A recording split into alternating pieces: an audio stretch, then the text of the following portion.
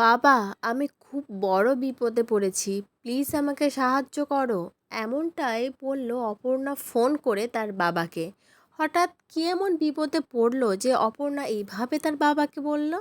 পুরোটা জানতে ভিডিওটিতে লাইক দিয়ে চ্যানেলটা সাবস্ক্রাইব করে দেখতে থাকুন।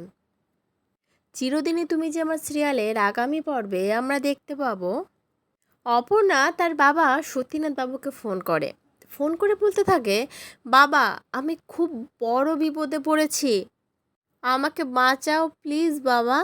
এই কথা বলতে বলতেই সতীনাথ বাবু খুব অধৈর্য হয়ে পড়ে। সঙ্গে সঙ্গে চিৎকার করতে থাকে, অপু, কি হয়েছে তোর, বল আমাকে, কেন এরকম কথা বলছিস, তুই কোথায় আছিস? কিন্তু অপর্ণা আর কিছু বলতে পারে না। তার আগেই অপর্ণার কাছ থেকেও ফোনটা কেড়ে নেয়। আর অন্যদিকে অপর্ণা শুনতে পায় সেখানের মহিলারা কথা বলা বলি করছে যে এই মেয়েটাকে খুব তাড়াতাড়ি পাচার করে দিতে হবে এখান থেকে। অপর্ণা বুঝতে পারে সে কোনো পাচারকারীদের হাতে পড়েছে। আর ওদিকে অপর্ণার বাবা সতীনাথ বাবু তার বউ সুমিকে, মানে অপর্ণার মাকে বলতে থাকে, আমাদের অপু খুব বড় বিপদে পড়েছে জানো তো সুমি।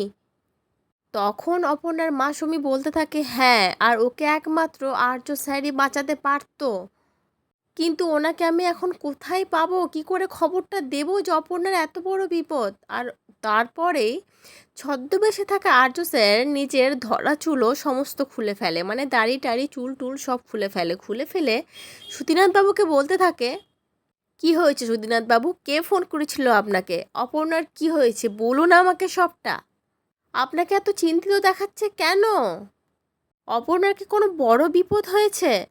তো বন্ধুরা, আর্য স্যার যখন চলেই এসেছে আর সুধীনাথ বাবু যখন অপর্ণার বিপদ হয়েছে এই খবরটা জেনে গেছে, তখন আমরা এইটুকু কনফার্ম হয়ে যাব যে আর্য স্যার অপর্ণাকে ঠিক পাচারকারীদের হাত থেকে বাঁচিয়ে আনবে, তাই তো?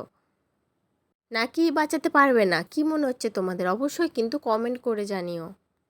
এই পাচারকারীদের হাত থেকে অপর্ণাকে বাঁচাতে গিয়েই হয়তো আর্য অপর্ণার আবার মিলন হবে, তারা আবার একসাথে হবে, দুজনের সাথে আবার দেখা হবে, দুজনে আবার অনেক কাছাকাছি আসবে, যার জন্য হয়তো দর্শকরা ওয়েট করছিল এতদিন ধরে। অবশেষে সেই দিনটা চলে আসছে। তো আজকের পর্বটা কেমন লাগলো সেটাও কিন্তু কমেন্ট করে জানিও। পরবর্তী আপডেট নিয়ে তাড়াতাড়ি আসি, সঙ্গে থেকো, সাথে থেকো, চ্যানেলটা সাবস্ক্রাইব করে দিও। ধন্যবাদ।